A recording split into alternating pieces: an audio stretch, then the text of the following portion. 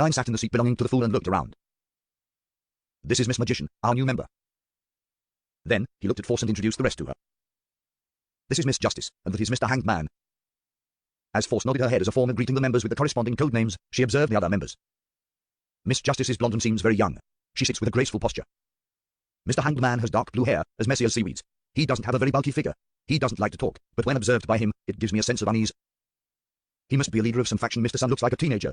He's very silent and reserved. Other than that, I can't tell anything else. Maybe he's just as weak as me. Mr. World's eyes are very cold and quite gloomy. It's obvious that he isn't someone to be trifled with. As a writer who had written a best-selling novel, she showcased her unique traits. While she looked at the other members, they were also looking at her. Among them, Justice Audrey was the most attentive. From her figure, I can eliminate Miss Xio. Brown hair and slightly curled. Is she Madam Force? Temporarily, I can't rule out the possibility that Mr. Fool has pulled in someone else. Her pronunciation and the way her mouth moves is the same as her background accent. Her aura and emotional colors match as well. It's unlikely that Mr. Fool will specially create a fake image for the members, right? There's no need for him to hide anything. After a few seconds of sizing Force up, Audrey had nearly superimposed the blurry figure with her impression of Force. If I can find another trait in other areas, I can almost be certain she waited with interest to verify her beyond her powers. At the same time, she felt that there was no need to reveal her identity to Force. It would be better to keep some secrets. Yes, let's see what she finds out. Audrey withdrew her gaze, producing a faint smile on her face as she quietly watched from the sidelines. At that moment, since there were no Neuracell's diary entries, Klein controlled the world and said, "I want to know about the Devil and Guardian sequences." He was certain that the Sun knew the details of Sequence 6 Devil because he had previously mentioned Devil studies, and in order to not expose the fact that he was investigating a series of murders, he had deliberately added the Sequence 5 Guardian of the God of Combat pathway, also known as the Giant Pathway. It was the mainstream path for Beyonders in the City of Silver, so it was impossible for the Sun to be unaware of it. As for the corresponding Sequence 9 Warrior, Sequence 8 Pugilist, and Sequence 7 Weapon Master, Klein had long since learned of the details from the network's confidential information. As for information regarding Sequence 6 Dawn Paladin, he had just learned of its information from Bishop Utravsky. Therefore, the only thing that he could ask and be willing to pay a price for without wasting money was Sequence 5 Guardian. In addition, he didn't directly ask the Sun, but instead issued this request to everyone, because according to the way things had developed, it was impossible for the world, who had just joined the Tarot Club, to know that the City of Silver held the Giant Pathway. If it's just the Devil sequence, I know a little about it. Alja, who had some standing in the Church of the Lord of Storms, interjected. Derek Berg glanced at him and without a thought, straightened his back and said, "I'm very knowledgeable about these two sequences. The payment I want is information related to the Fallen Creator. The equivalence of the two pieces of information will be determined by Mr. Fool." Having said that, he realized that he had not received Mr. Fool's agreement as he hurriedly turned his head to Mr. Fool to make the request reverently. "Son, don't blame me. You were the one who made the request." The corners of Klein's mouth twitched slightly as he said with a chuckle, "Sure. Furthermore, when it comes to the understanding of the true Creator, none of the ladies and gentlemen present can compare to me," he added boldly in his heart. While they were discussing this matter, the magician Force was stunned upon hearing the conversation. "The Devil sequence is the Devil pathway? Which sequence number is it? What is the Guardian pathway? Which sequence number is it? I've never heard of it. Fallen Creator. The true Creator. God, they are actually exchanging information regarding the true Creator. That deity is known as the most ancient and powerful existence amongst the deities. What kind of organization did I join?" After receiving a positive reply from the Fool, the world said without any hesitation, "Deal. I request a private exchange. I really want to hear it, however, I need to be frugal for the time being. There are still 2 more months until the new year. Endure it, Audrey." Audrey blinked her eyes, reluctantly withdrawing her gaze from the Sun. Their sights, vision, and spirituality were then shielded by Klein. The world quickly lowered his head and wrote on a conjured sheet of paper his own understanding of the true Creator, including standard likeness such as the Hanged Giant and the eye behind the shadow curtains, including information that members of the Aurora Order believed that this evil god was the original creator of everything. At the end, Klein had included his impression of the evil god through his interaction with the evil god's spawn, the sensation of the deity's aura, and the sensation when listening to the true Creator's voice. Fallen, twisted, bloody, crazy, evil. Then, as Mr. Fool, he gave a comment, "This piece of information is slightly more valuable than the information regarding the Devil and Guardian sequences, but the difference isn't that huge." "Thank you, Mr. Fool." Derek earnestly received the piece of goatskin and read through it carefully a few times. The thing he was most concerned about was that the true Creator was known as the creator of everything. Twisted, fallen, crazy. Derek repeated the words, vaguely able to see the dark tragedy that had engulfed everyone in the City of Silver for more than 2,000 years. Did the Lord not abandon us? It's just that he had gone mad. Derek found himself able to resist using blasphemous thoughts to examine the Lord that created everything. The omnipotent and omniscient God who was worshipped by the City of Silver. "It's time for you to answer my question," the world urged in a hoarse voice. Derek restrained his seething and sorrowful thoughts and said after 2 seconds of silence, "When different species of creatures consume the Devil potion, they will experience different types of mutation. They will have traits that are unique to them. Which kind of devil would you like to know about?" "There are actually distinctions." Klein was puzzled. He soon realized one thing: there was a blind spot in his thought process. What if the serial killer wasn't a human but an animal? After consuming the corresponding potion, it could transform into a devil animal. Step by step, one sequence at a time, it would turn into a devil. Although the probability of an animal losing control far exceeds that of humans, it was still not enough to deal with what if I have to investigate this, but in that case, there would be more questions. Where did the devil, mutated from an animal, obtain the potion and beyond the ingredients? It should be impossible for it to join beyond the circles. Klein maintained his silence and manipulated the world to say, what I want to know is the common trait of all kinds of devils. Derek recollected and organized his knowledge before saying, the most frightening thing about a devil is that if you can cause lethal damage to it in a very short period of time and take action to put that into practice, then he can sense, notice, and grasp where the danger comes from and who it came from, and then selectively kill or seek revenge on them. And this period of time varies from a few minutes to a day. Different devils have different instincts. This ability is a little scary, however, it's different from a clown's intuition. It doesn't seem like it can be used in combat, but instead, detect the source of the danger ahead of time. It's closer to the whim ability I've read in Xianxia novels in my previous life. I don't know if I can interfere with or even block this intuition in this mysterious space above the grey fog. Would Stuart end up in danger? Klein leaned back into his chair, seemingly uninterested in the subject of the discussion between the sun and the world. Seeing that the world didn't show any signs of surprise, Derek continued, they all possess the ability to gigantify their bodies and thus break free from their bindings, temporarily increasing their strength and speed. Their skin is mutable, equivalent to wearing a layer of hard armor. Their blood and flesh can act as a retardant and reduce damage.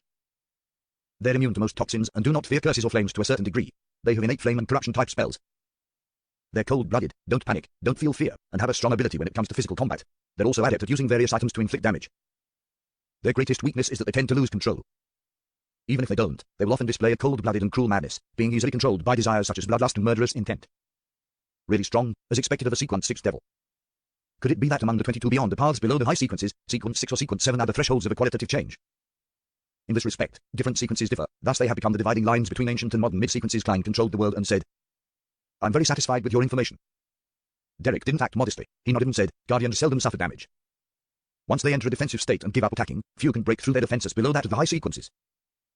It's the same for numerous types of damage. When they attack, their corresponding defense will decrease significantly, but it will still be stronger than full body armor. Their Sword of Dawn and their Hurricane of Light, as well as their other beyond powers, allow them to deal damage to any type of monsters. They're not confused by illusions. They can help their comrades within a certain range by taking damage and protecting them. Following the descriptions given by Derek, Klein couldn't help but sigh in his heart. Compared to a Guardian, a Dawn Paladin's defense is like that of a child versus an adult. A Guardian would probably be able to withstand the bullets of a steam rifle in the wars of this era. They wouldn't die unless they were focused on by large-caliber cannons. This is an ability found in the novel, Yang God, where an expert is able to predict danger once they reach a certain stage in their cultivation. When Derek finished, Klein manipulated the world to nod and say, more detailed than I thought. Transaction complete. Before the world finished his sentence, Klein had simultaneously removed the barriers insulating Justice, the Hanged Man, and the Magician. After a few seconds of silence, the world looked around and said with a dark smile, I don't have any more requests for now. Having a rough understanding of the process and its characteristics, Force was eager to purchase the corresponding Sequence 8 Trick Master of the Apprentice sequence. She clearly remembered that Mr. Fool had said that the reason she was troubled by the full moon was due to her low natural order of life, and that the pain would decrease with the rise of her sequence. This made Force eager to obtain the next formula. However, it would expose the beyond the pathway I'm from. When everyone becomes familiar with each other and knows more about each other, exposure will become less of a serious matter. However, for the next few gatherings, I have to conceal this so that the members of the gathering won't be able to identify the real me. After thinking rather calmly for a moment, Force said, I wish to obtain the formula of Apothecary and Trick Master. I will pay in cash. She intentionally added the Apothecary formula to her actual request in order to cause the others to have a misinterpretation. If any member of the gathering really had the formula, she would still take it. She could then sell it at a higher price to Viscount Blaine, who'd been longing for this formula for a long time.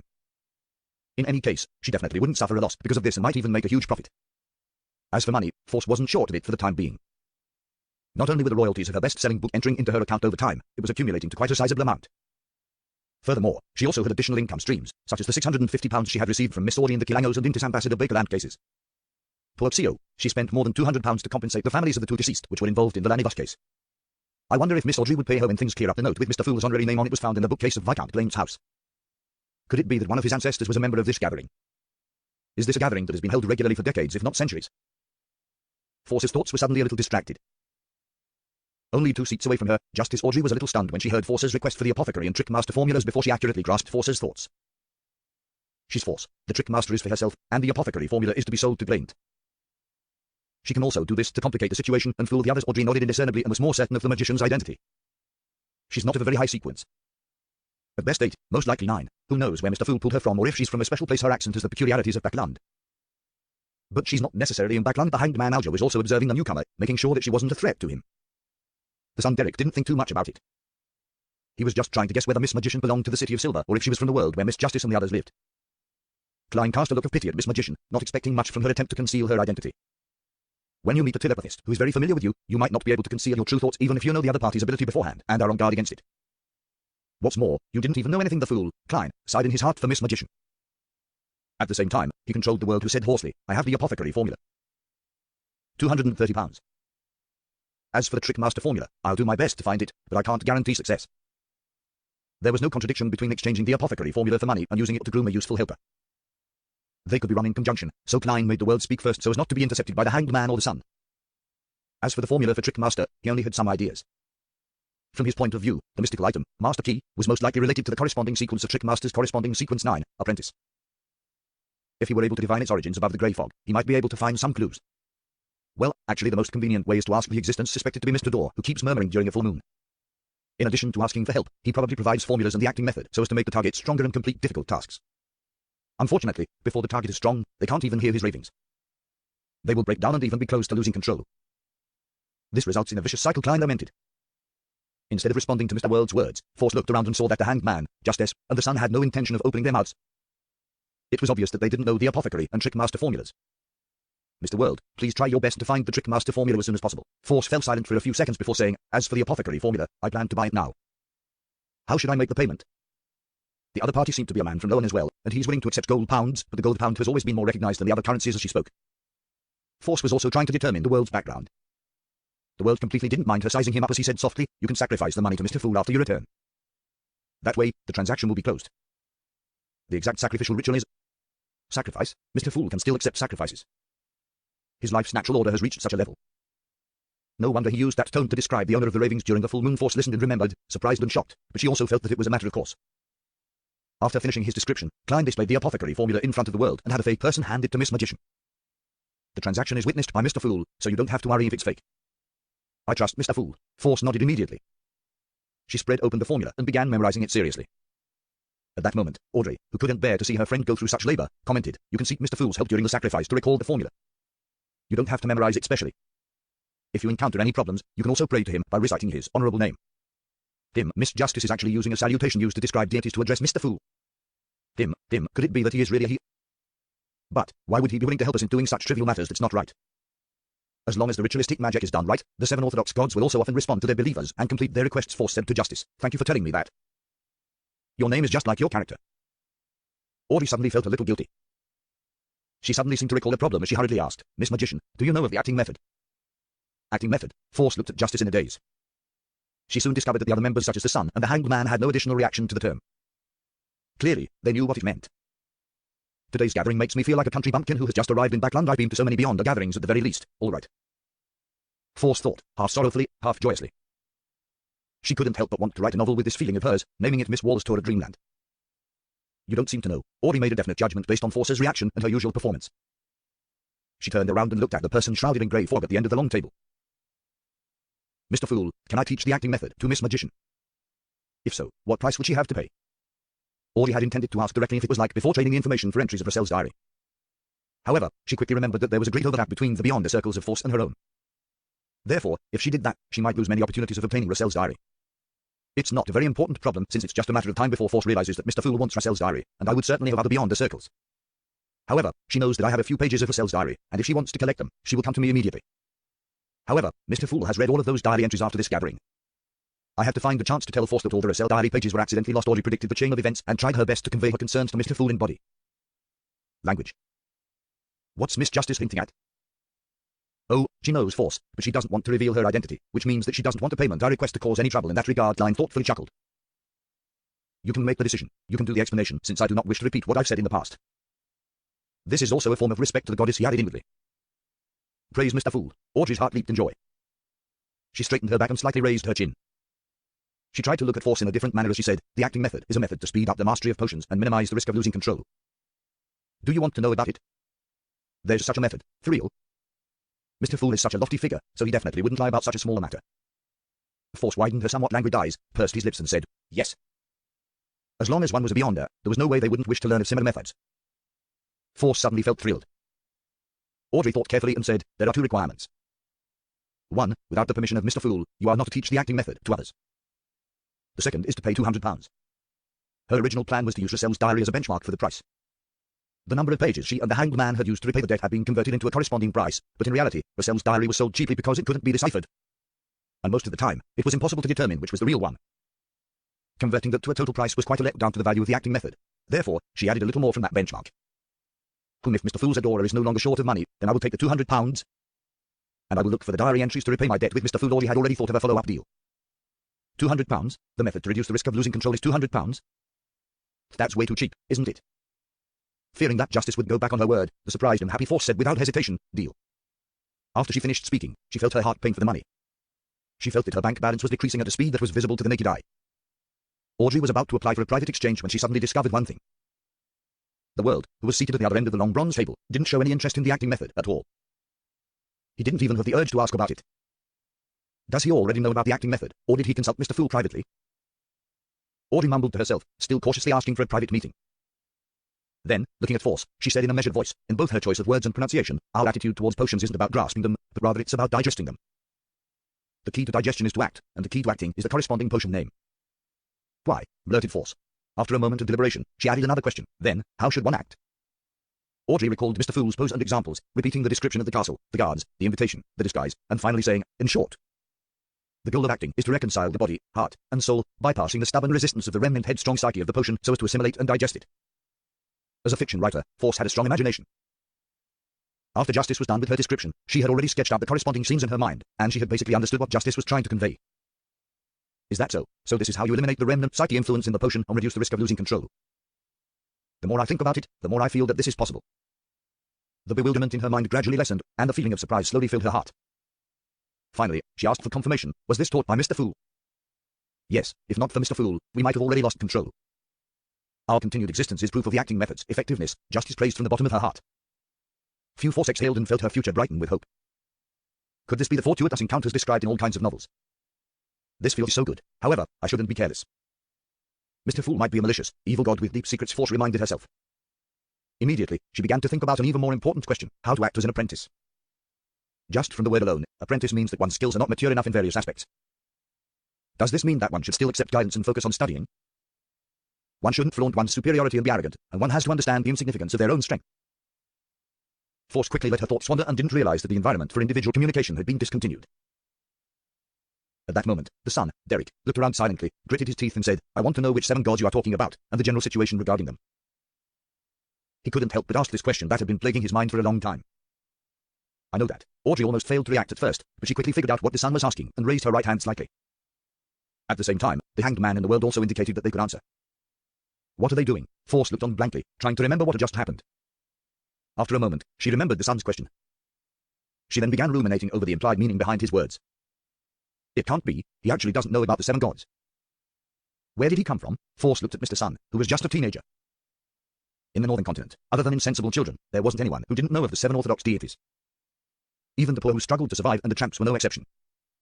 To them, the occasional free food offered by the cathedrals was so tempting that the workhouse was a flame of despair. People from the southern continent's colonies. However, there's no need for him to ask such a simple question. Just find a cathedral and ask a pastor or a priest to preach a sermon, and you'll be able to figure out the relevant content. Where does the son actually live? What a freak. Force looked from side to side while mumbling to herself, but Miss Justice, Mr. Hanged Man, and Mr. World weren't surprised.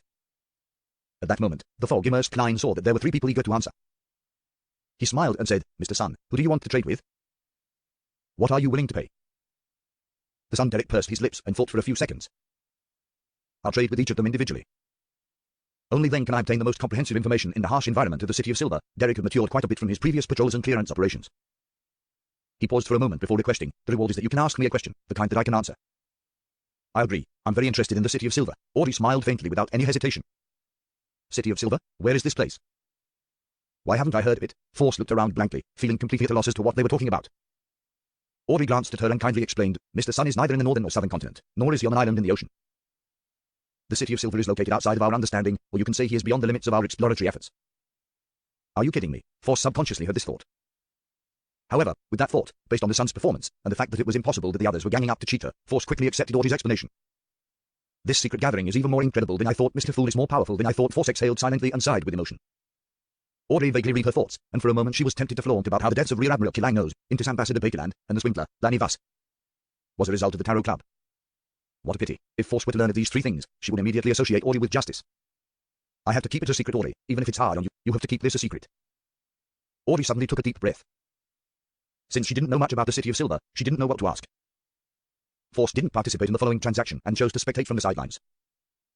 As for the Hanged Man and the world, they successively agreed to the Sun's request. The happiest of all was Klein, for this meant that he reaped thrice the rewards. During individual communications, the Fool could hear the conversation. Klein obviously didn't have any plans of insulating himself. Son, you sure are simple, he laughed in his heart. As there was a lot of information about the 7 gods, Justice, the Hanged Man, and the world could only write what they thought was important. After a while, they each passed on their descriptions to the Sun. Derek quickly scanned through the information, and his eyes stopped on a few lines. In addition to the Lord who created everything, the oldest gods are the eternal blazing sun, the Lord of storms, the God of knowledge and wisdom. Those churches were the oldest churches. Why haven't I heard of any of these? I've never heard of any of these gods. I feel like there's something very important hidden here. Derek knew that each Tarot Club gathering had a time limit. So he hastily ended his review, intending to go back and pray to Mr. Fool for help in awakening his memories. Then, the first one to raise a question was Justice. Due to the serial murder, she was interested in the devil sequence, so she imitated Mr. World and asked the appropriate questions. Derek answered with verve and added something. In the corresponding sequence 7, a Beyonder of the Abyss pathway can effectively interfere with divination and spirit channeling. A devil's powers sure are terrifying. I wonder if my sequence 7 psychiatrist will result in a qualitative change, or would I need to be sequence 6? Audrey felt a little apprehensive from what she heard. The second question came from the Hanged Man. He seemed to have considered this question for a long time. Looking at the sun, he opened his mouth and said in a deep voice, I want to know the creation myth of the City of Silver. The slightly tense Derek relaxed a little and said, the omniscient and omnipotent God created everything and entered a state of deep slumber. The giant king, Ormir, the dragon of imagination, Anguelt, the elf king, Sonithrim, the vampire ancestor, Lilith, the devil monarch, Farborti, the phoenix ancestor, Grigoris, the mutated king, Kvastur, and the king of demonic wolves, Phlegria split the remnant powers of authority, becoming lords of the sky, land, and ocean. They ruled over reality, the spirit world, and the astral world. They were deities who ruled over various races, and were truly deities, the ancient gods. Phlegria, Klein, who was listening, suddenly noticed a familiar word. Whenever he advanced, or when his condition was unstable, or when he came into contact with the remnant influence of the Antigonus family's diary, he would always hear some illusory, incomprehensible raving coming from somewhere. Hornus Ice Phlegria, Hornus Ice Phlegria, Hornus Ice Phlegria. Klein had known for a long time that Hornus Ice was referring to the mountain range where the ruins of the nation of the Evernite was, but he had never known what the word Phlegria meant. And now, for the first time, he heard Phlegria coming out of someone else's mouth. King of demonic wolves, an ancient deity. But why was he involved with the Hornus Ice mountain range? Klein maintained his unperturbed position as he quietly listened to Derek's recount. Some of them perished in the battle among themselves, while others were stripped of their power after the awakening of the Lord that created everything, the omnipotent and omniscient God. The first part is the creation myth, and the second part is about the City of Silver's true history. Alger wanted to know more, but as the son was unwilling to say more, he could only stop in time and turn his attention to thinking. The king of demonic wolves, Phlegria, had left the stage of history in the second epoch, in the dark epoch long before the cataclysm. As he pondered, Klein manipulated the world to ask a question. What he had wanted to ask was which sequence allowed a Beyonder to freely switch between the body and the spirit, just as Miss Sharon did. If the son wasn't aware of the answer, he could consider something else. But now, he had something more important to know about, so he hoarsely said, everything about the king of demonic wolves, Phlegria. The son, Derek, looked at Mr. World in astonishment and frowned.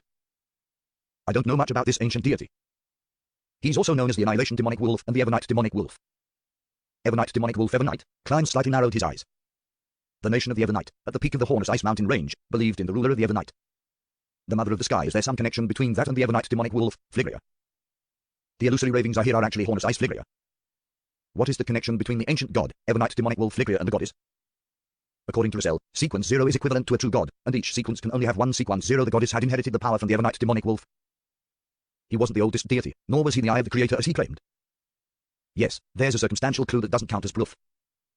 The life school of thought worships the moon, the crimson moon that evolved from the creator's eye, but they don't believe in the Evernite goddess. Klein suddenly made several connections as he manipulated the world to speak. Is there nothing else? No, matters regarding the king of demonic wolves, Phlegria, is also considered a myth in the City of Silver. Derek felt as though he had not given any answers. He suggested out of embarrassment, Mr. World, you can change to another question. Change the question. Little son, you're too honest, then I won't stand on ceremony. Klein made the world say hoarsely, your honesty and trustworthiness leave a deep impression. I met a Beyonder before. He was able to freely switch between the body and spirit, and they were also able to direct zombies. Do you know which pathway this belongs to, and which sequence it is? Although it was impossible for the son, who was located in the forsaken land of the gods and the City of Silver, to form a connection with the capital of the Loam Kingdom, Bakland, Klein was cautious enough to change the pronoun referring to Miss Sharon from she to he. By the way, he's not a high sequence Beyonder, the world added in a deep voice. Derek recalled the education he had received seriously before saying, if he's not a high sequence Beyonder, then the Phoenix pathway can be eliminated. The Phoenix pathway, Klein deliberately made the world show a certain level of surprise. After attending so many gatherings, Derek was very clear that there was a discrepancy between the terms used by the City of Silver and Miss Justice and Company. Therefore, Derek explained without finding it strange, it's the beyond, a pathway that governs death and partly controls the spirit world. Its sequence 9 is Corpse Collector. So it's the death pathway from the looks of it. Phoenix ancestor, Grigoris, was death during the ancient times. Klein sat at the end of the long bronze table in a composed manner. He controlled the world as he nodded. I understand. You can continue. Derek replied immediately, I can only think of two possibilities. One is a type of special devil. Just like I previously said, the devils that evolved from different species can have their differences. There is a type that can freely switch between body and spirit, but they're rather rare. And they might not be able to direct zombies. Can they be humans? The world asked. No, not that I know of any similar examples, Derek said honestly. What about the second possibility? Klein thought back to Miss Sharon's usual performance in battle, and the world changed his sitting position. Derek replied seriously, mutants. Mutants? Isn't that referring to monsters? The world asked hoarsely. Klein clearly remembered that Mr. Azike had mentioned that the term mutant was the general term for humans that were put under a curse. Due to the different curses, mutants transformed into different races. They were usually the same as humans, but their hearts were always filled with a suppressed, twisted desire in their hearts. Their desires erupted when they came into contact with a certain scene or object, turning into monsters. They would then succumb to their desires for blood and bloodshed. Every time they unleashed their desires, they would become slightly more merciless and apathetic. Finally, they would lose all their positive feelings that are expected of a human. The most common mutant was the werewolf. Derek nodded frankly and said, that's right. Mutants are the various kinds of monsters that evolved from humans due to the negative effects of certain beyond the characteristics. It's not a curse, but the negative impact of some beyond the characteristic. Sitting upright in the thick grey fog, Klein found this to be different from what Mr. Azike had described. Is this the understanding of mutants from before the cataclysm? General knowledge in the City of Silver is quite precious to the beyonders of the northern and southern continents. Klein became increasingly aware of the special nature of the Forsaken Land of the gods. At this moment, Derek continued, the characteristics which mutants possess happen to form a beyond their pathway. Therefore, ordinary people can turn into mutants by consuming potions as well. A mutant pathway? Which pathway is this referring to? What is the name of the corresponding sequence 9? Klein asked curiously through the world. Derek ignored the first few questions, treating them as a necessary supplement. In the City of Silver, the corresponding sequence 9 is called prisoner. The mind is the prisoner of the body, and the body is the prisoner of the world. This refers to the madness that has restrained and the desire that is oppressed. Prisoner, this pathway is held by the Rose School of Thought. They're famous for their bloody sacrifices, and worship of the so-called chained god Miss Sharon doesn't look like such a cold-blooded, indiscriminate person. Wait a minute. Marek was apparently being pursued by some faction. Were he and Miss Sharon traitors of the Rose School of Thought? Their betrayal was because they didn't want to turn into crazy heretics. Klein speculated as he made the world say, I'm very satisfied with your answer. Transaction complete. Following that, a few members shared their experiences and news. As for Klein, he ended the tarot gathering just before his spirituality was exhausted. When the area above the grey fog returned to its peaceful state, even the fake world was gone. He then started to travel back and forth between the real world and the mysterious space, bringing the master key to the ancient palace. Although I deduced from Russell's diary that there is a high probability that there isn't a sequence 0 for the apprentice pathway, I can't be rash. If there is a sequence 1 or 2, they might be able to counterattack effectively across space, and what if there really is a sequence 0? I shouldn't gamble with my life after Klein recovered. He wrote a divination statement, its origin. Next, he held the master key in his hand so as not to misdirect the moniker it. Leaning back in his chair, Klein chanted the divination statement and gradually fell asleep. In the grey haze of the shattered world, he saw a bronze lamp rack with many flickering candles. Around the lamp rack was what seemed to be a secret room, devoid of any external light. There were long tables, black iron pots, glass jars, brown-coloured notebooks, and other items. A young man wearing a classic black robe stood in front of the long table, staring at the potion in his hand. Ancestors, I am about to embark on the path of extraordinariness. I will definitely reproduce the illustrious glory of the Abraham family, he mumbled to himself and drank the potion. The muscles on his face contorted in pain. Suddenly, he cried out miserably and fell to the ground. He squirmed continuously, strangling himself. After a few seconds, he tore off his clothes, stripped off his skin, and turned into a monster covered in blood. Boom! His flesh exploded, and each piece of flesh seemed to possess a life of its own as they continued to crawl in every direction, leaving behind signs of corrosion. In the end, they were unable to leave the secret chamber and gradually calmed down. The specks of light gathered together and combined together with a broken finger, forming an ancient and simple-looking brass-colored key. At the same time, Klein saw a silver pocket watch inlaid with diamonds among the tattered clothes. After the dream mended, he opened his eyes and looked forward. He said with a sigh, seriously, he said he wanted to restore the glory of the Abraham family, but he failed at the first step. It's risky even at sequence 9. The Abraham family was a powerful aristocratic family of the Tudor dynasty during the Fourth Epoch. It was said that they held the beyond the pathway of apprentice, but it was very likely that it was incomplete. Klein recalled the scene he had just seen. He tapped his fingers on the edge of the table and muttered to himself. He spoke in the lower language. I can't tell where his accent is from. It was during the last 10 years since it became popular to embed pure diamonds into pocket watches. Perhaps I should visit the Harvest Church when I have the time and ask Father Yudrevsky where he got his master key from. Perhaps I can find some clues. Just as Klein was about to leave the fog, the illusory star that symbolized the magician began to swell and contract. Force was requesting a sacrificial ritual. Force usually wouldn't have carried so much cash on her, but she had been planning to attend a Beyond gathering, so she had left £500 to see if she could buy what she wanted. Who knew that the corresponding gathering had been cancelled because of the circumstances? Now, she could use it to pay for the apothecary formula and the acting method, a total of £430. Seeing the screen of light appear and seeing the paper money disappear, it took Force a few seconds to react. She sincerely thanked Mr. Fool. I shall sell the apothecary formula to Viscount Glane for £300. I can't be too greedy, or else this will ruin our long-term partnership. As for Miss Audrey, I'll ignore her for the time being. She has hopes of coming into contact with the psychology alchemists and obtaining the corresponding formula directly. If there's really no hope with that, I'll try purchasing it from the tarot gathering sire. I have to see if the acting method is effective. If it is, then I have to consider how to pray to Mr. Fool. Otsuo is such a fool. She has always been acting as an arbiter and had unknowingly fulfilled the requirements of the acting method. Force began thinking of the future. When he received the £430, Klein also received a prayer from Miss Justice. She said that if Mr. Fool's adorer no longer needed cash, she could promise to exchange the £200 for herself's diary entries to make sure that Mr. Fool was satisfied. I'm satisfied. I'm only a few dozen pounds short of £1,000. Klein declined Miss Justice's offer. Then, he busily helped the son awaken his memories regarding the 7 gods. After doing all this, Klein returned to the real world in exhaustion. He drew the curtains open and started going through the dossier with the information regarding the serial murders, searching for the animal that might have existed. City of Silver, in a cramped room. Derek Berg was sitting by his bedside, quietly recalling the information regarding the 7 gods that he had received. The names of the deities that he had never heard of and the vague ancient myths all indicated to him that there was a new world outside which was completely different from the City of Silver. Is that a piece of land that hasn't been forsaken by the gods? Or perhaps, it's a land that is protected by new gods. Derek sat in the dark, motionlessly. Lightning flashed from time to time outside the window, bringing with it intense light.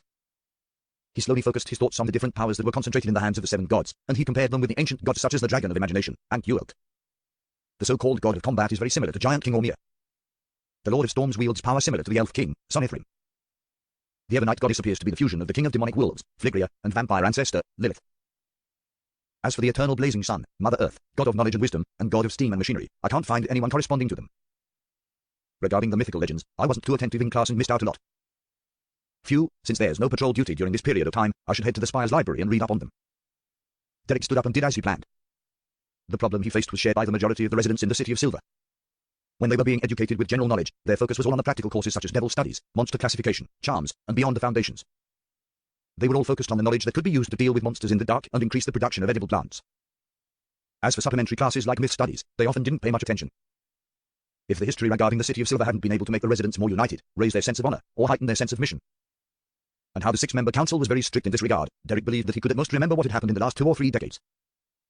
Carrying the axe of Hurricane, Derek walked out of his house, following the clean, simple, but old and mottled stone road until he reached the Twin Towers on the north side of the city.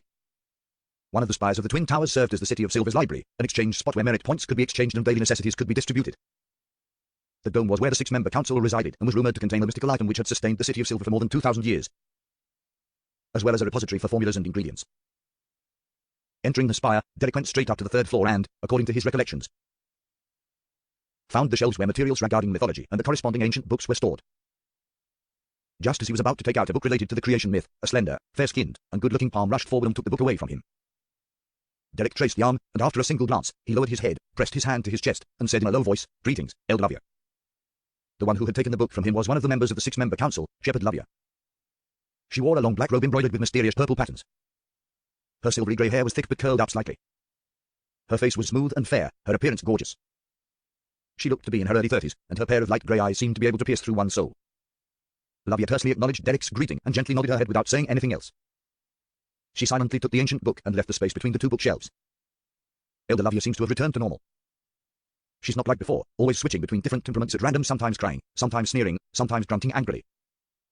Sometimes indifferent, such a thought subconsciously flashed across Derek's mind. Suddenly, he felt an inexplicable sense of fear. It was because Elder Lavia was acting normally. Normal. After reading through the entire dossier, Klein found no record of any animals. It was obvious that the original investigation had overlooked this problem. Yea, I have to remember my earlier considerations. I can't rashly perform my own investigations. Without talking about how I don't have the special means or confidence to avoid a devil's intuition towards danger, just the possibility of me meeting a talk would be a very troublesome matter. My goal is to always take an auxiliary role. My job is to analyze the case and suggest conjectures and determine if a clue is authentic. Klein considered what he needed to do. After understanding the abilities of the devil, he temporarily didn't dare to hand over the matter of investigating whether or not the previous suspects had pets to Stuart. That would have a high chance of injuring Stuart.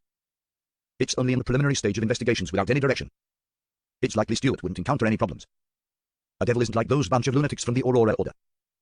He wouldn't proactively expose himself. Tomorrow or the day after, Stuart will definitely hand in a report. Perhaps there might be clues that others might not be able to detect. Klein stood up and stuffed his hands into his pockets as he paced around the activity room. Now, his dilemma was on how to get the main investigation body to include animals under their radar.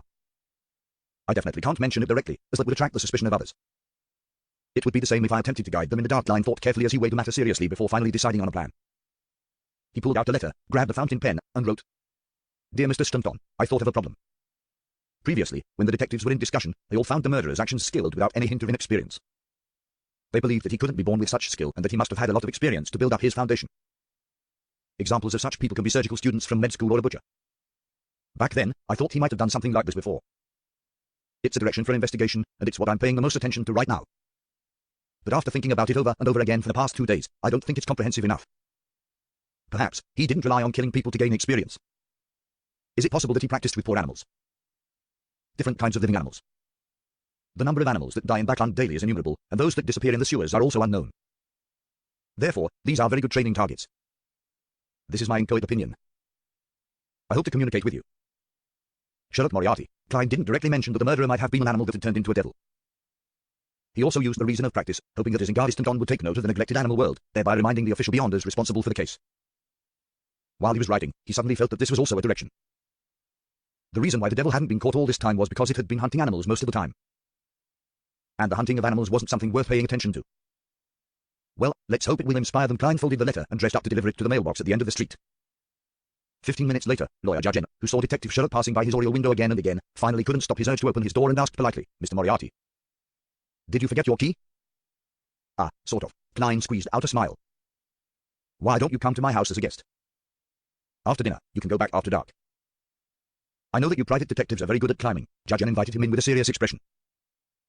Seriously, Klein was stunned for a second before he smiled sincerely. "It's my honor. After all, lawyer Judge N's grandmother had the standard of a capable chef. And he could also tease the cat while he was there."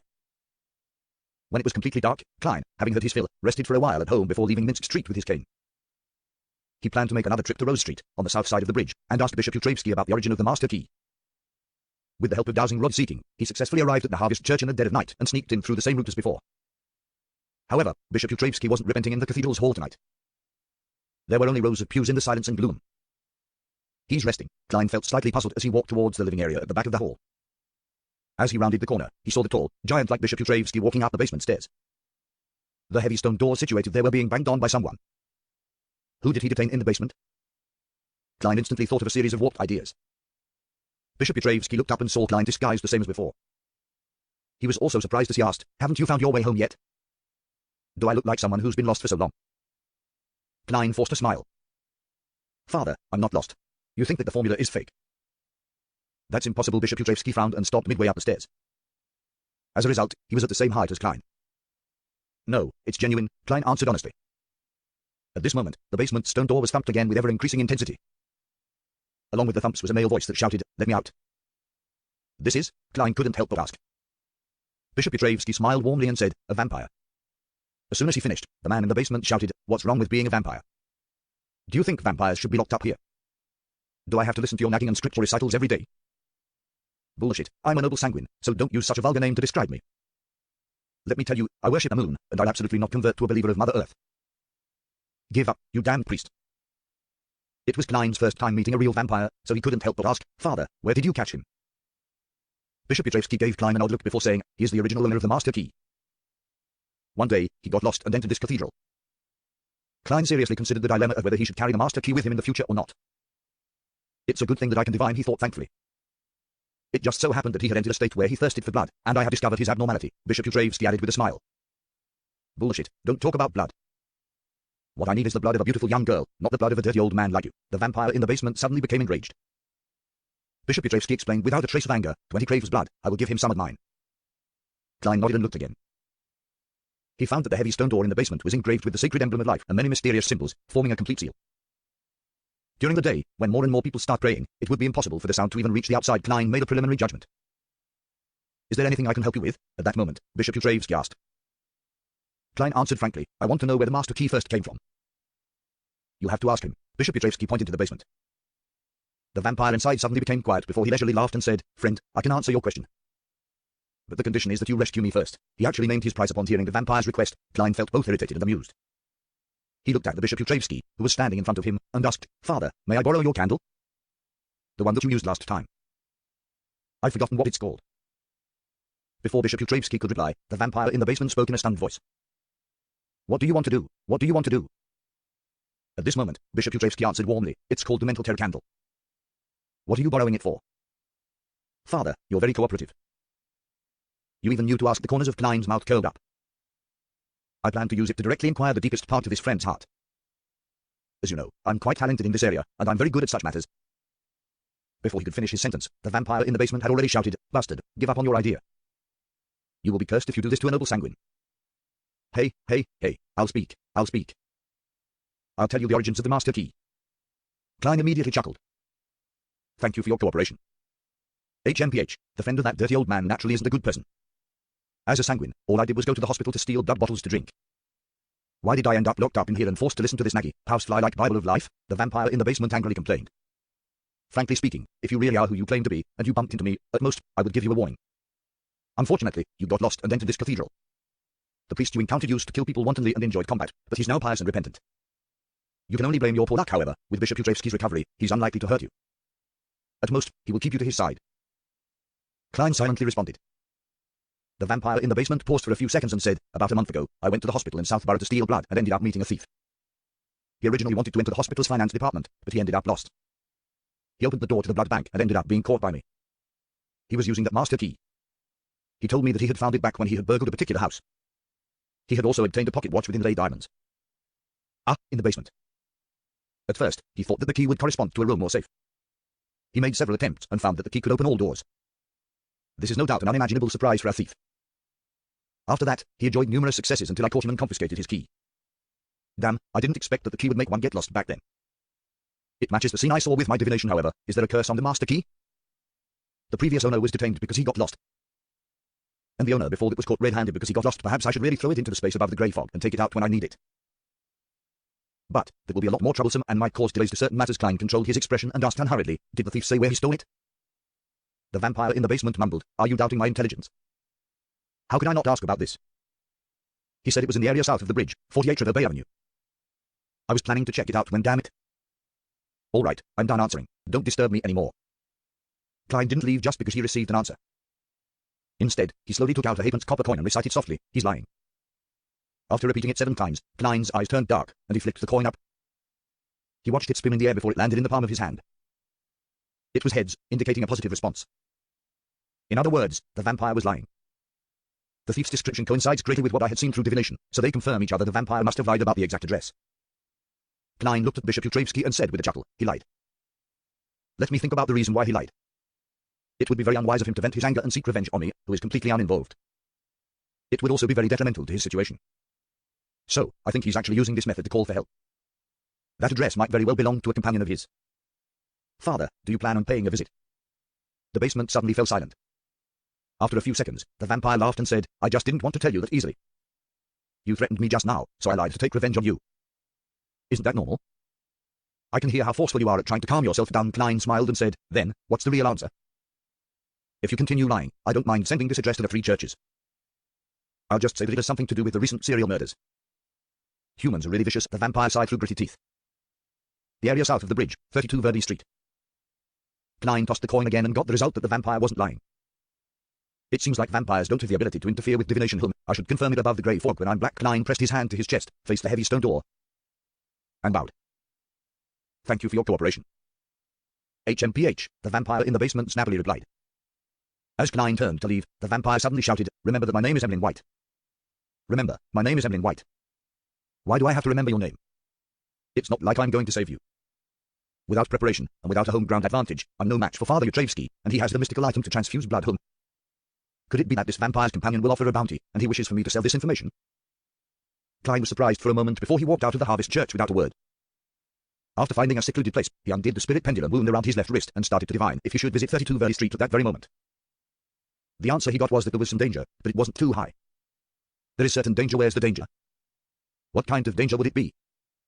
Klein carefully analyzed the situation, suspecting that the apprentice who died from losing control had turned into a ghost-type monster due to its intense grievance.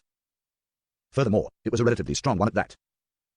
That's not right. That thief clearly came out with the master key without encountering any trouble. Could it be that the danger is in another secret location in the house?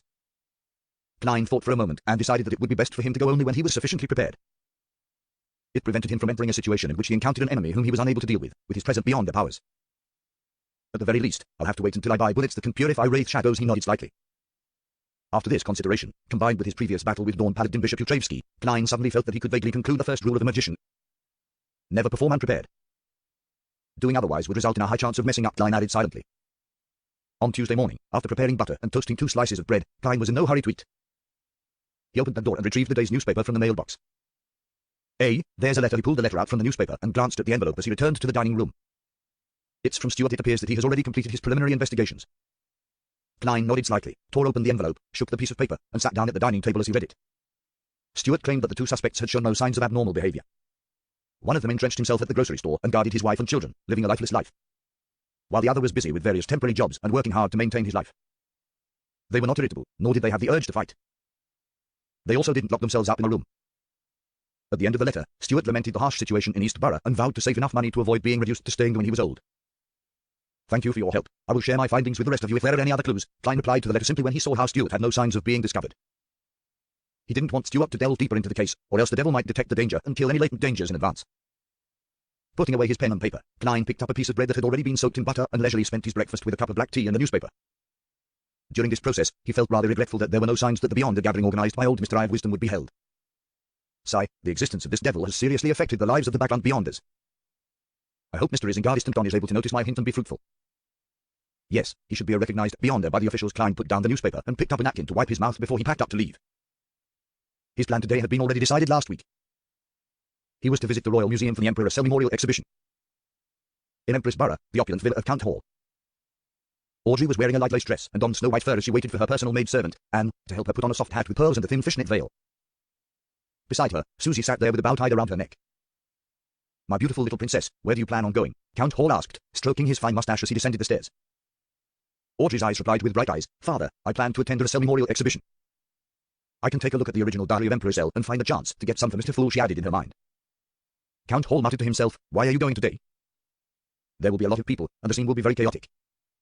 Yes, I'll get someone to coordinate with the Church of the God of Steam and Machinery. After the official exhibition is over, they'll open its doors specially for you and your friends for half a day. That way, you can have a quiet and undisturbed tour.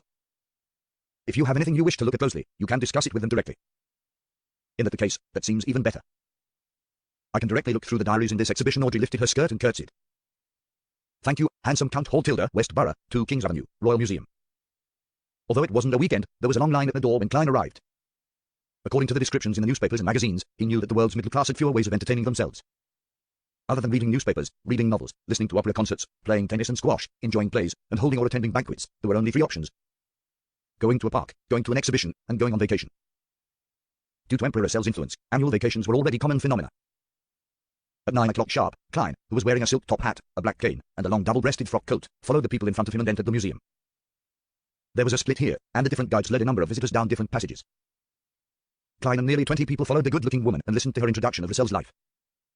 This was of zero value to Klein, who was half a historian, so he was so bored that he began confirming the location of his wallet. Since his wealth had soared to £952, just a step away from £1,000, his wallet could no longer hold so much cash, and he could only carry some of it selectively. As for the rest, Klein didn't feel at ease to just leave them at home without protection, so he threw them all above the grey fog. As they walked, they entered the first exhibition hall. The female guide excitedly said, Ladies and gentlemen, these are the daily necessities of Emperor Russell. Look, that's his velvet quilt, and that's the golden glassware he used to drink his wine. That's the toilet he used, the first toilet in the modern sense. Even a toilet he had used before his being exhibited. Klein suddenly felt some sympathy for Russell. Then, he looked at the toilet with a flushing system behind the glass wall and saw that it was shimmering with golden light. It seemed to have a layer of gold foil on its surface, and it was engraved with an exaggerated and artistic pattern. How extravagant! Klein no longer sympathized with Russell. Separated from the toilet by only a glass layer was Russell's everyday clothing, including cuffs, a shirt with pleats at the collar, and so on. It was obvious that the female guide was rather impressed by Intis's dress culture. After the Daily Necessities exhibition hall, there was a display of the original versions of the important documents which Russell had issued, including the civil code and other extremely valuable historical relics. At that moment, the female guide pointed at a display cabinet and said, This is one of the diaries left behind by Emperor Russell. It uses his self-created mysterious symbols that have yet to be deciphered to date. Many historians and archaeologists believe that these notes contain the least known secrets of Emperor Russell. As a romantic, I have my own guesses. Perhaps these are the symbols he had agreed upon with his most beloved woman. They wrote about each other, but were never able to truly be together. You're suited for writing novels. The corner of Klein's mouth twitched. His eyes then turned to the notebook that was spread open in the display cabinet. On with a simplified Chinese he was extremely familiar with. The 6th of March, the MIT, I'm almost constipated from eating the food here. The 17th of March, are the ladies of Intis so open? Did I hit on her, or did she hit on me? I just find it odd. The 22nd of March, it's time to choose a religion. On one side is the Church of the Eternal Blazing Sun, and on the other is the Church of Craftsmanship. My choice is without a doubt. Praise you, God of all machinery. One day, I will make the Church of Craftsmanship change its name to the Church of Machinery. It's indeed very romantic constipation. This should be a diary entry written by Emperor Cell in his early days. It's without any valuable information. His handwriting is even uglier than mine. Klein looked away in TSKED. Of course, he only saw the 2 pages that were spread open. He didn't know what else was on it. I wonder how the security measures here are. I wonder if there is a chance of sneaking in and flipping through them. Klein looked around and saw that there were quite a few security personnel on the surface. Perhaps there are beyonders from the Church of the God of Steam and Machinery. He muttered under his breath and followed the female guide as he blended in with the crowd. He entered the next exhibition hall, which was called the Gentle Russell. This is Emperor Russell's first love letter. This is his first love poem he created when you are old. The female guide looked at the manuscript in the display cabinet with glimmering eyes. Shameless. Yeats's coffin can't be held shut any longer. Klein couldn't help but hand pulling. This is a bracelet he made. This is the original manuscript of his novel, the female guide introduced with a tone of extraordinary adoration. Klein tried hard not to let his expression change. Of course, he also believed that Emperor Russell, who was an artisan in his beyond a profession, was definitely very skilled in his craftsmanship. This is the basic education textbook that he improved to educate his children. Each word has its own corresponding picture. It was a little game he had invented for his children, similar to Intis chess, but somehow it didn't become popular. These are the toy blocks he invented. These were also for his children, the female guide said in a gentle tone without even realizing it. Isn't this fucking Chinese chess? Furthermore, Lego wants to collect the licensing fees from you. Klein could only smirk to hide his other emotions. With a single glance, he noticed that there was a woman over 1.7 meters tall standing in front of this display cabinet. The lady had chestnut hair that fell to her waist, and she had a perfectly proportioned figure. She was neither fat nor thin. She wore a lace dress which had the vibes of a young girl, but she wore a black, out-of-fashion bonnet, and a fishnet veil hung down, concealing her face. She stood in front of the display cabinet and stared at the items inside for a long time without leaving. Even when Klein and the others followed the guide to the next exhibition hall, she remained rooted to the spot. After passing through a few more exhibition halls, the female guide pointed ahead and said, "The next thing you will see is Emperor Russell's restored study." Of course, it's only a part of it. As she spoke, Klein and the others entered the exhibition hall as the area before them opened up. It was almost like a library, lined with shelves which were 2 stories high. There were ladders sitting beneath them and aisles between them leading to a 3-dimensional book park. You can imagine how the owner of this place had once climbed up and down the ladder in search of the book that he wanted to read. The guide painted a vivid picture. No, Russell would definitely send his servants to seek it out for him. He wouldn't do it himself, Klein silently refuted. In the center of the row of bookshelves were desks, chairs, brass lampstands, and the like. They were all protected under the cover of glass and were blocked from making contact with the outside world. With a single glance, Klein found a stack of manuscripts which were all yellow in color. The stack of manuscripts were spread out, so one could only see the contents of the first page. It was a drawing of a rectangular object with a detailed description. This is a portable, miniaturized application of the telegraph. Through it, one can connect to the person holding the same item and receive and exchange information. You can even converse with them directly. This requires better positioning. I think we can boldly cast our sights to the sky. There are no obstructions in the sky, and it would allow for better transmission of signals. Emperor, you aren't even letting go of the cell phone. Klein couldn't help but facepalm. At that moment, the guide introduced the stack of manuscripts. These record the wonderful ideas of Emperor Russell. They record inventions which he was unable to turn into reality in time. They record the glory of what our human civilization is capable of. Klein didn't pay any attention to the flattery and instead casually sized up the other things. Suddenly, he noticed a bookmark in a hardcover book on the desk. The exposed part of the bookmark depicted a drawing which was randomly drawn by a child. Emperor Russell isn't good at drawing, just as Klein was mocking him inwardly. He suddenly thought of something. Russell had once disguised a card of blasphemy as a bookmark and placed it inside a certain book. Could it be this one? Klein carefully observed for a few seconds, but he didn't find anything amiss. That's right, he had mentioned before that the cards of blasphemy possess anti-divination and anti-prophecy characteristics. Under normal circumstances, there's no way to discover their uniqueness if it were so easily recognized. The Church of the God of Steam and Machinery would have long taken it away. Klein cast his gaze away and began scrutinizing the other books. He discovered that many of them had a bookmark in them, and all of these bookmarks were of different shapes. He pondered for a moment, and using his clown's ability to control his facial muscles, he curiously asked, "Are these all books that Emperor Russell has read before?" "Sorry, I mean, are these the original books?" The female guide nodded firmly. "Yes, these are all the items from Emperor Russell's study from back then. They include, but are not limited to, books, manuscripts, bookmarks, lampstands, ink bottles, but even more were destroyed during the several conflicts." Klein nodded slightly and studied the bookmarks again. Russell had said in his diary that he was going to put the card of blasphemy in a very valuable book so that no one would ever think that the most valuable thing in that book was actually an obscure Bookmark well, which of these books are valuable. Klein began eliminating books as he recalled the details written in the diary. Glorious Era, doesn't look like it. The History of the Imtish Kingdom, doesn't look like it. Geography of the Northern Continent, this might be possible, but it isn't very likely. The Improved Principles of Steam Machinery, just like before. Klein scanned the books, one by one, when his eyes suddenly came to rest on the first pile of manuscripts he saw. They were recording objects from Earth, objects which Russell had wanted to invent but lacked the conditions to do so. There was also a bookmark in it, and on it, there was a depiction of Russell in Royal Emperor clothes, poem by William Butler Yeats. His manuscripts of plagiarism. No, his manuscript of creativity should be considered a very valuable book. Could that bookmark be a card of blasphemy? Klein's heart skipped a beat, lightly tapped his molars, and quietly activated his spirit vision. However, he didn't find anything abnormal. He then scanned the other bookmarks and obtained the same answer. That's right, if it's that easy to detect it, it wouldn't have remained till this day for me to have this thought. Klein deactivated his spirit vision, and once again, he thought via method of elimination, based on the details he had learned from Russell's diary and the personality the Emperor had shown. As far as he could tell, since Russell had said that the book with the card of blasphemy was valuable, it couldn't be too ordinary.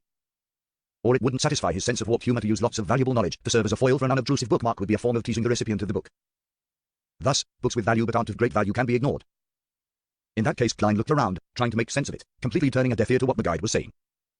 In summary, in the entire study, the only book that fulfills these conditions is that manuscript of creativity. The others are only ordinary in value. With Russell's personality, he definitely wouldn't choose them. Yes, Russell is the kind of person who would claim I'll hide the secret in the most obvious place, but none of you can find it as Klein imagined this. He added a cackling expression to the Emperor in his mind. Of course, there's no way he could confirm that the bookmark was the disguised card of blasphemy, because the books Russell had, which were of great value, clearly included those in the field of mysticism. And those books were definitely not going to be put on display by the Church of the God of Steam and Machinery. Yes, I have to first confirm if it's the card of blasphemy before considering if I should take action. Unfortunately, I can't use the date the 20th of January as a method of elimination. No one knows which bookmark is placed into which book on which day. Klein silently muttered to himself and turned to look towards the guide. He asked with a smile, do the books on the shelf also have things stuffed in between them? For example, a note written by some noble lady to Russell. This question made many men give a knowing chuckle. The female guide shook her head and said, no, there aren't any. The books that contain other items have all been taken out and placed here for everyone to see. This is just a restoration of Emperor Russell's study, not the restoration of a particular point in time. There is no need to maintain an immutable state. Klein laughed and said immediately, I understand, this sure is disappointing. That's simply great. There's only one bookmark in the entire exhibition hall that requires verification. The difficulty has greatly fallen, he added happily in his heart. As the guide introduced Russell's favorite books, Klein looked around the room again, taking in the overall layout. To restore the room from more than a century ago, there were no gas lamps around the room. The lighting mainly relied on the iron-barred oriel windows that were a few meters away and the huge crystal chandeliers hanging from the ceiling. As for the brass lamp on the desk, there were no candles installed. It was purely a decoration. Looking out the oriel window, Klein saw the yellow, withered lawn and the straight, iron-black lamppost. He took note of the location and turned his attention back to the book the female guide was introducing. In his mind, he began to analyze the feasibility of the theft. There's one premise, according to Russell's intentions. The various churches and the ancient royal families wouldn't wish for him to spread the cards of blasphemy and destroy the stable order that has been in place for more than 1,000 years. Therefore, if I'm an archbishop in charge of handling this matter, I will directly burn all of Russell's items. If the cards of blasphemy can be destroyed so completely, the outcome will perfectly suit the thoughts of the deities. If the cards of blasphemy are difficult to be destroyed, they will definitely expose their abnormality after the burning. Since Russell's items still remain, that means that he used certain methods to make everyone, including the deities, believe that he had sent out all the cards of blasphemy without keeping a single one. Of course, I can't eliminate the possibility that some churches or ancient families might attempt to use the cards of blasphemy to make up for their incomplete beyond their pathways. But this possibility is very tiny. This is because it will give Russell an opportunity to come up with a united front strategy. There wouldn't be a need for him to go so far as to destroy the order by spreading the cards of blasphemy. In that case, his diary will show a certain level of confidence and corresponding concern. And he definitely wouldn't be left with pessimism to the point of only thinking of relying on that ancient secret organization. Furthermore, it's been more than 100 years. The Church of the God of Steam and Machinery, who has retained these remains, must have made numerous supplementary searches. Therefore, no one would believe that the Church of the God of Steam and Machinery remain hidden in here. In other words, the security level of this exhibition wouldn't be too high. Besides, the most important point is that Backlund is currently under siege by the terror caused by the Devil's serial murders. The Beyonders of the three churches must be sweeping through the entire city. The amount of manpower that the Machinery Hive Mind Squad can afford to place at this unimportant exhibition would be extremely limited. Yes, the thing most worthy of protection here is Russell's diary. Many wild Beyonders worship the Emperor greatly. They believe that the book written with independently created symbols must contain more profound mysteries. There's a motive to stealing them, and they have the ability to do so. Therefore, the guard's focus will definitely be in that exhibition hall. I'll do a divination above the grey fog when I'm back to verify my analysis. However, I have to first test if it's a card of blasphemy. Otherwise, I would be taking a certain risk and wasting tremendous effort only to steal an ordinary bookmark. If it happened, I might as well lie back in my grave. Yes, how should I verify it? It can't wait till I infiltrate again, and I don't have an opportunity to do so now. I have to find someone to help. I have to be careful. Kleins followed behind the guide with a focused expression as though he was very attentive. Miss Magician is an apprentice. She is able to go through walls and doors. It's like she possesses a master key, so she's a good candidate. However, she's only sequence 9.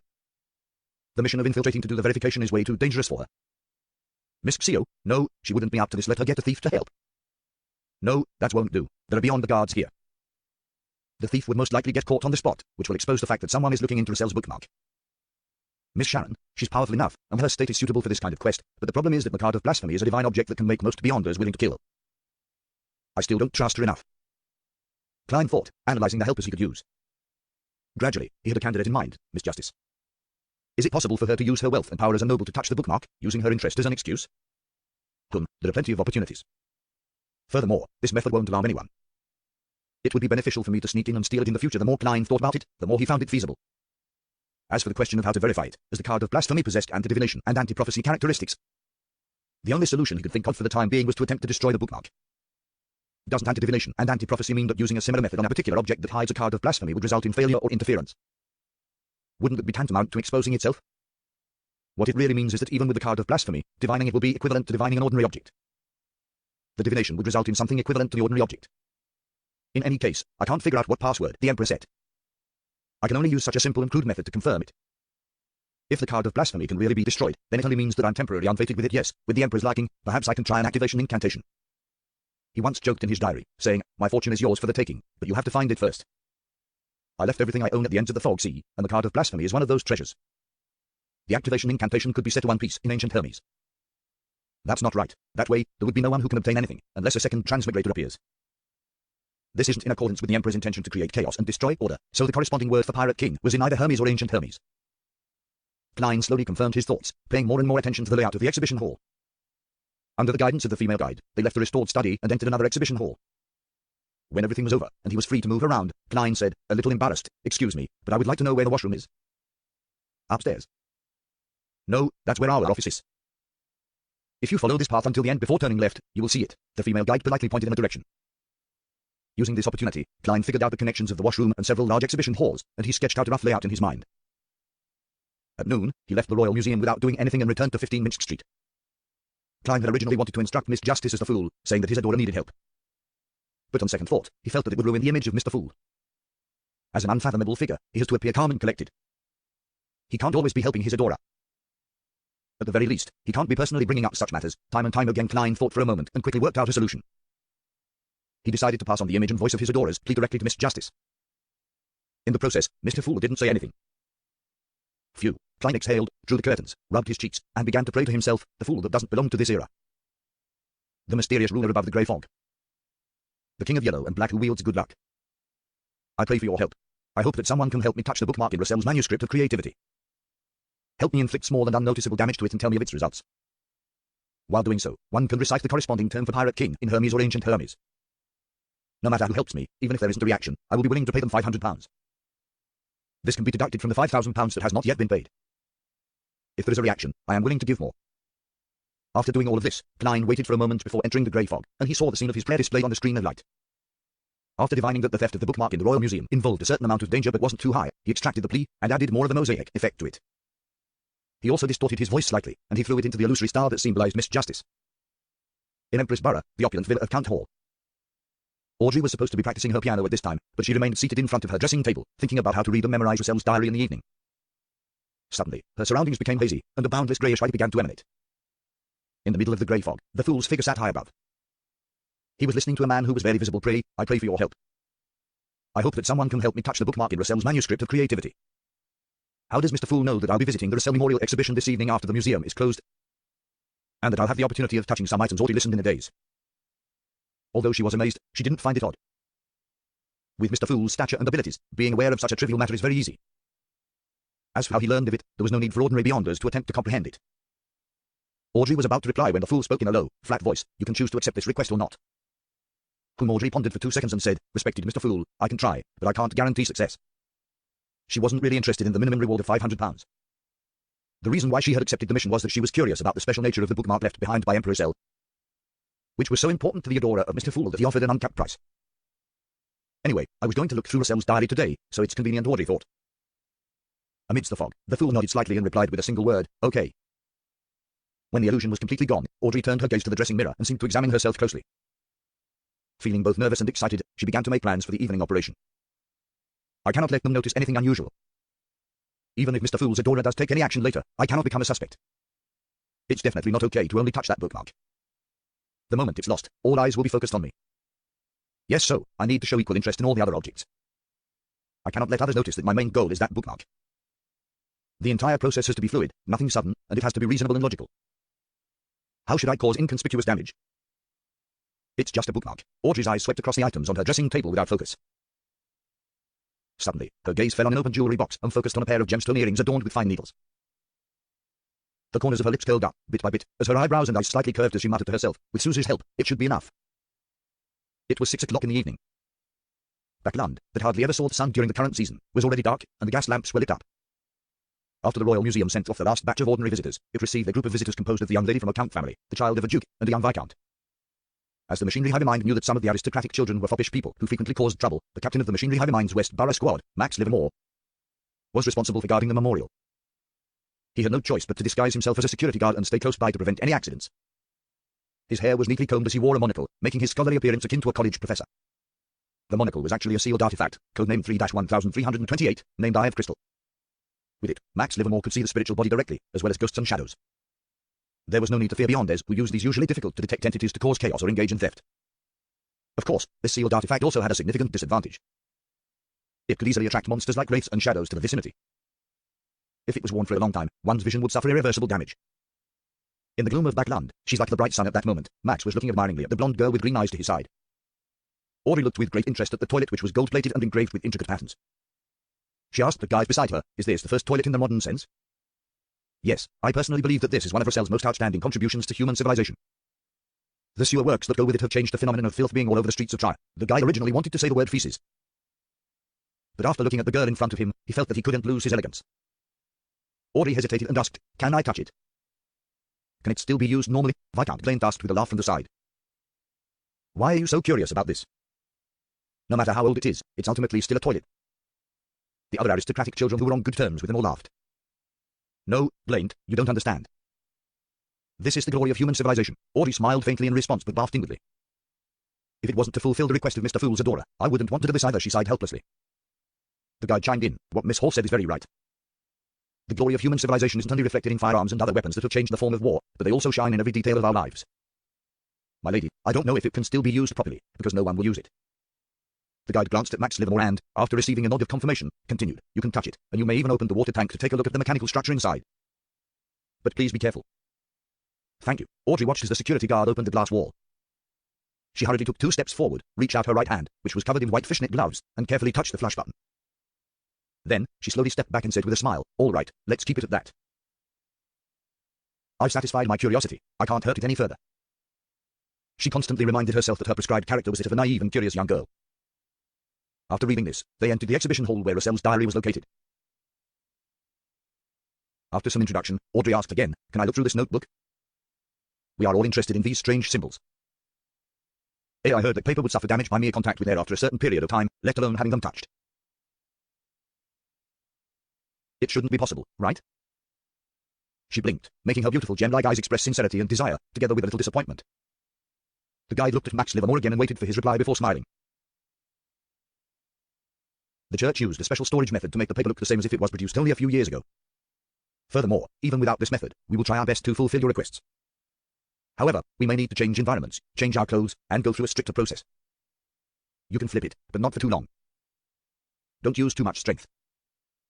Audrey's eyes lit up all of a sudden, making it hard for anyone to shift their gaze away. After sincerely thanking the guide, she, Viscount Blaine, and the other mysticism enthusiasts of the glass cover removed as they carefully flipped through the notebook. Audrey tried her best to memorize, but due to the complexity of the symbols, her ability to remember them in this short period of time was rather limited. That should be around 2 pages of content. I wonder if there's any way to make a copy of it. Her thoughts wandered as she gave her spot to her peers. In this way, she made a request for a closer look at something in each of the exhibition halls, which was mostly met. After a while, they arrived at the restored study. Audrey kept to her previous behavior and would ask a few questions from time to time, fully displaying her curiosity. When the guide introduced the manuscript of creativity, her eyes lit up and she said, can I flip through it? I wish to see what the manuscript of the great inventor, Roussel, looks like. I also want to know what wonderful ideas it contains. No problem, beautiful Miss Hall, Honourable Viscount Blaine, you can all have a look through it. Hey, if any of you are a devout believer of the church, you can even apply for a copy, the guide replied, according to Max's gesture. As a believer of the goddess, Audrey could only respond with a faint smile. It wasn't convenient for her to make a comment. At the same time, she pretended to lift her hair and touch her right ear with her palm, quietly removing her earring. Immediately, when the glass case that encased the desk was opened, Audrey stepped forward and, holding down the manuscript, casually pulled out the bookmark, before casually flipping a page. At this moment, Susie, who had received her hint, suddenly barked in a particular direction. Woof, woof, woof. The crowd's attention was immediately attracted in that direction. Audrey lowered her arm and used the earring in her palm to stab at the bookmark she was holding. While doing so, she chanted the phrase Pirate King in her mind, using Hermes before switching to Ancient Hermes. When the sharp, needle-like accessory touched the surface of the bookmark, Audrey suddenly felt an intense and illusory resistance just as it was about to penetrate the bookmark. An unusual resistance. The resistance disappeared in a flash. The fine needle punctured a tiny hole and nearly pierced through. There really is a reaction. There's really something strange about it. The light in Audrey's eyes glinted. Without daring to try again, she lifted her hand and placed the bookmark on the desk. Then, she looked at Susie and calmly told her maid-servant, Annie, take her to the bathroom. Yes, milady. Annie hurriedly led Susie out of the room. Ting. Taking this opportunity, Audrey threw the earring in her hand onto the ground. Then she tilted her head and said, I'm sorry, I dropped my earring. Another maid hurried over, picked up the earring, and helped her put it on. The interlude went by in a flash, and everyone's attention returned to the manuscript. After they were pretty much done with it, they saw the security guard, Max Livermore, quickly tuck the bookmark in and close the glass cover again. Audrey's interest remained as strong as before in the next few exhibition halls. Just like before, she didn't show any abnormalities. It was only when she left the museum and returned home did she find a chance to recite the honorific name of the fool and report the results. I did what your adorer requested, and I damaged that bookmark a little. If it has an abnormal reaction? From the looks of it, it really is a card of blasphemy. Above the grey fog, Klein, who received the reply, was delighted at first, but he then exclaimed in surprise. Isn't Miss Justice way too efficient? I only entrusted the mission to her this afternoon, and she has already completed the verification by the evening. Furthermore, this is obviously past the closing time of the Royal Museum. A telepathist also definitely lacks infiltration abilities. Her family's influence is probably even greater than I expected. Thankfully, the verification didn't produce any strange phenomena. Otherwise, the only thing that can be done is to allow Miss Justice to act innocent and hand the card over to the higher authorities. And this also means that I'm not fated to have this treasure. There's nothing in this world with 100% certainty. Amidst his thoughts, Klein heard Miss Justice a subsequent question. Mr. Fool, exactly what secret lies in that bookmark? Well, if your adorer is unwilling to give you the answer, just pretend that I didn't ask. Of course, the secret is that it hides a card of blasphemy inside. Klein was overjoyed as he silently sighed. After thinking it over carefully, he decided to wait until he obtained the card of blasphemy before replying to Miss Justice. Otherwise, she might appear too shocked and act strangely, causing his own actions to be negatively affected. Klein was in no hurry to return to the real world. He just sat there in the silent, empty old palace, thinking about when to act and how to do it. Miss Justice has done some damage to that bookmark, so I wonder if someone would later discover the damage. Otherwise, would the bookmark slowly show signs of abnormality and attract attention thus? I cannot afford to delay or wait. It would be best if I take action tonight. As all sorts of ideas churned through his mind, Klein gradually came to a decision. Then, on the basis of his morning observations, he conjured the layout of the Royal Museum's first floor and the general conditions surrounding it. Looking at this blueprint, Klein began going through different plans and quickly established a relatively safe plan. Finally, he made another divination to confirm the degree of danger. After seeing that nothing had changed, he returned to the real world and began making all sorts of preparations. What Klein originally wanted to do was to draw the pattern in his memory, forge a similar bookmark, and replace it after he had sneaked in by responding to himself. He wanted to ensure that no one noticed or know for a long time that the bookmark had been stolen. By the time it was discovered, it would be too late for others to trace the incident back to him. However, after much deliberation, he felt that this wasn't good. As long as the fake bookmark was discovered, the most suspicious person would be Miss Justice, who touched the original bookmark today. I can't put Miss Justice at risk for the sake of the treasure. She did this to help me. Klein finally figured out how to keep Miss Justice from being suspected.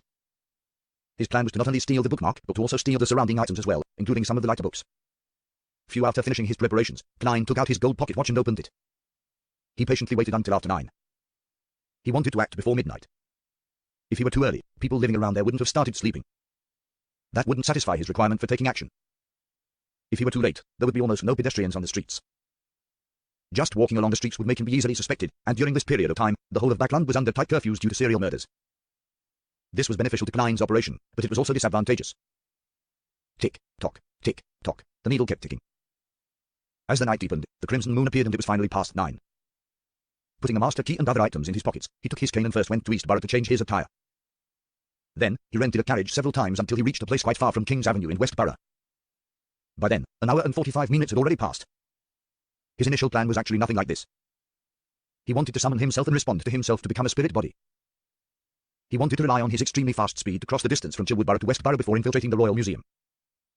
However, he eventually abandoned the plan because of the potentially high risks. Black Lund had more than one high sequence beyonder.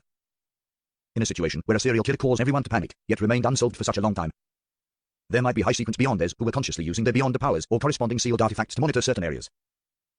The distance from Chilwood Borough to Westborough was neither too long nor too short, and the probability of being discovered was substantial if such a special spirit flew like this.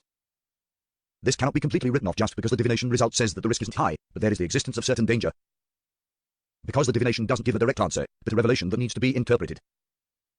In other words, the results of the risk isn't high, but there is the existence of certain danger is built on the premise that I make a relatively good choice. Therefore, to be careful, Klein modified his original plan but retained the core idea. 2 King's Avenue, Royal Museum. There were 4 security guards standing on top of a polygonal roof. Dressed in thick robes, they were enduring the cold of the autumn night as they carefully monitored their respective directions. Once anyone approached the museum, even if they were hidden by the trees or building shadows, it would be difficult to hide from their eyes. From this arrangement alone, it could be seen that the security company that had been employed was very professional. There's still half an hour before our shift ends. A security guard looked down at his companions who were patrolling the building and shook his body. In the museum, the remaining security personnel were divided into 4 groups. They patrolled the various exhibition halls in intervals according to different routes. In the showroom where Russell's diary was kept, the Machinery Hive Mind squad captain, Max Livermore, wore a monocle that allowed him to directly see wraiths, shadows, and other spirit-type monsters. He carried the lantern as he went back and forth to check on the area. Occasionally, he would head to the other halls to check on the situation. His 2 subordinates remained in the small hall, next to Russell's diary. However, there was an additional item on the glass display case. It was a collection of brightly colored blocks that had been pieced together into a miniature layout of the museum's first floor. This was also a sealed artifact. As long as those blocks were pieced into the shape of the corresponding building, they would be able to establish a connection with the real building. Once anyone intruded, its surface would react immediately by shrinking. Of course, there were quite a few limitations to this. The distance couldn't be too far, and it wouldn't work if the number of blocks it wasn't enough to piece together the building. And without external help, it was almost impossible for people or items inside to leave. Captain, do you really think someone will steal this notebook? I can't comprehend it at all, one of the team members asked in a bored tone when he saw Max coming back with his lantern. Max smiled and said, some people adore a cell with zeal. It's not something you can understand. Some of them believe that they can crack it and only need more information for reference. Some of them believe that the symbols contain a mysterious power.